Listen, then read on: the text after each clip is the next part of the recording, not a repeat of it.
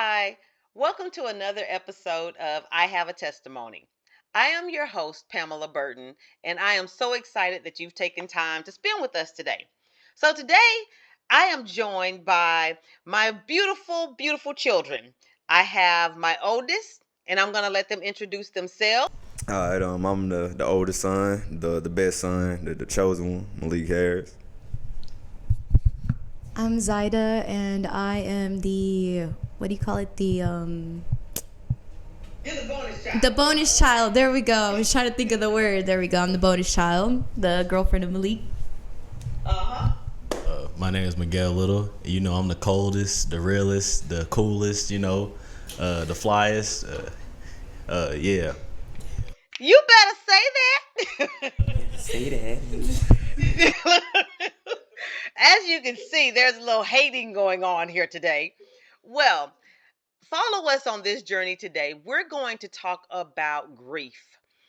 Grief is something that we all have experienced in one way or another.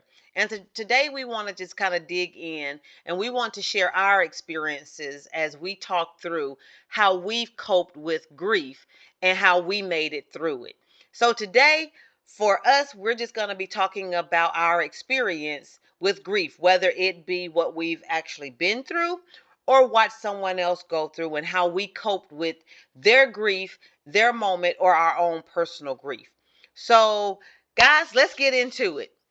So, one of the things that I want to talk to you guys about is as we are sitting here in the month of October when we are making this video. So, for us, for those that are watching, it's the month of October 2024, and for us, this is the month that my mother, their grandmother, passed away, October 20th.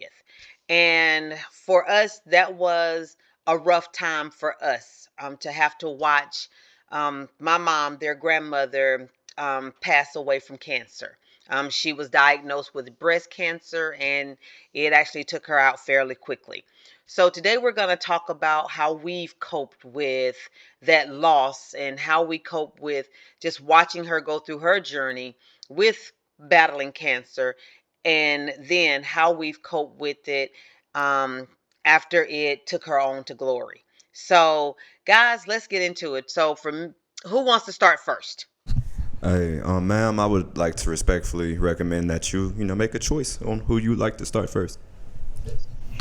Lord, you know what? Yeah, who do you want to start first, it's man? always Who do you want it's to start always first? one. Now y'all know why the baby boy is the best one. I'm just saying. Anyway, the first shall be last, and the last shall be first. Right there. So, Anthony, who? so, so Miguel, talk about how you've coped with grief, and how did you take it when first you found out that mom, your grandmom, actually had cancer? So when I found out that grandma had cancer, it was a shock at first because around that time a lot had happened, but like it definitely. I guess I didn't realize how the scope or the magnitude of what stage 4 cancer was, because the only thing in my mind was, yeah, grandma's made it through so much, she can make it through this. So it was like, I guess I didn't really see the scope of it, and over time it became more evident like how bad and like serious it was. Like, I'd say definitely when it got to like the months of like September of the year which she passed, or even a month before that, that's when I was like, okay, yeah, it's starting to like get bad, because not only was she in and out of the hospital, but it got to a point where like she didn't even want me to see like the conditions that she was in and stuff like that, because it was just embarrassing for her, and it was like it was definitely hard to see, truthfully, and yeah. Yeah, yeah, I can definitely agree with that. What about for you, Malik? Okay. For myself, when you gave me that call that grandma had cancer. Uh, Man, it's crazy how like it's been so long ago, but I remember that day like it was yesterday because I was in the parking lot on Fort Bragg, and I think I had just came back from an appointment, and I remember you telling me you was like, "Hey Malik, call me when you got a chance," and you was like, "Hey, don't be scared now," but your grandma got breast cancer, and the moment I heard those words leave your mouth, it was like my blood just ran cold. Like my blood just ran cold because nothing good comes from that. And I was just scared. I was scared not only because of grandma's life and the future battles that she's now gonna have to endure, but it's because I already knew like I was in Fort Bragg. So how am I gonna be there for grandma? I just can't up and leave. And then I up and end up in jail. So it's like yeah, that was the day that I felt like the world just stopped for the longest time.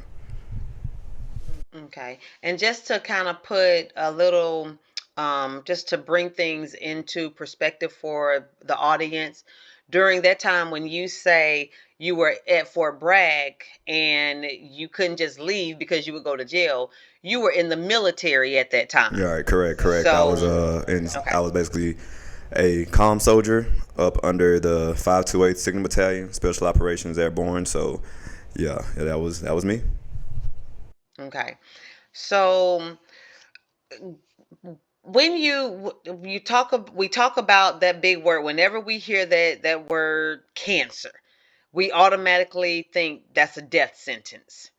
um Now I remember when I was told, so mom kept telling me she felt a lump up under her arm, and I kept telling her, mom, get you a doctor's appointment. So when we went to the doctor and the doctor, examined her, and they finally called me to give me the news and told me I needed to bring mom in. For me, I remember that moment when I took mom to the doctor and we're sitting there, and they had already told me. So for a moment, they told me before I brought her in. So the doctor told me over the phone, I hate to tell you, but your mom does have cancer. At that time, they did not give me the stage, any of that, because they haven't done any tests. They just stated that she had cancer. So when they told me over the phone, at first it's like, okay, okay. And it hits you a little bit because you're thinking the word cancer is going to take her out. You instantly go to that place. And then I remember having the conversation with myself, okay, you got to get it together because you got to take care of her. Guys, on top of me trying to get off work to get home, I remember I'm headed home. I'm getting ready to go in the house, and I'm gathering myself. I walk in the house only to find out on the same day that I have to take her to the doctor so that they can tell her she has cancer. Our home had been robbed that same day. So now I'm dealing with our house has been robbed. And Miguel, I don't know if you remember that, but mom had come home from her dialysis appointment. Yeah, she had walked through the house. She said the television was missing, and she just thought that we had took it to be repaired. Grandma had thought that, like, guess like y'all were moving furniture around and stuff. So yeah, So she don't went in her bedroom. Her drawers are ransacked, and she said, "Well, I thought you might have been in my room looking for something." Okay, so we got a missing television. So all of our flat screens were gone, and you got her stuff ransacked, and she thought we don't move stuff around. So we're dealing with that. After we deal with that, I said, "Okay, mom, let's go to the doctor." And I remember sitting in the doctor's office, and I tell mom, or the doctor says to her, because she wanted me to tell her what was wrong, and I wouldn't tell her. I was just like, "No, doctor, tell you when we get there." And when we get there, and the doctor says, tell mom, you have cancer. I remember her crying in that moment, and she looked over at me, and it's like for a moment, I gave her moment to cry. And then she looked at me and said, I don't know what to do. And I told her, and I remember my words because of where I was in that moment. And I remember telling Mom, I'll give you this day to cry. So you can have your moment right now. But come tomorrow, you're going to pick yourself up, and we going to fight. And I remember she said, okay, we going to fight. And I remember her, it's like all of a sudden something snapped. And she stopped crying. She gathered herself. And I don't know if that was her way of just trying to be strong for me, because I'm sitting here saying, okay, I got to be strong for her. So I'm not crying in this moment. We got work to do. So I remember that moment where it's like I didn't, and I don't know if it was because in that moment I just felt like I had to be strong for her, or because, like Miguel said, we've seen her fight and deal with so much for so long till you kind of become numb to stuff after a while. You're like, okay, she don't overcame this, she don't overcame this, she don't went through this, you know. She was dealing with kidney failure. Kidney failure didn't take her out. She's had strokes, that didn't take her out. So she don't went through all these different things. It was like, nah, we finna fight. And that's what her mind was. Okay, we gonna fight. And I remember that moment. Okay, so we've talked a little bit about how what our first response was when we found out that my mom, their grandmother, had cancer. Z, your mom also, was it your mom? Yeah. Your mom also went through, she battled cancer as well.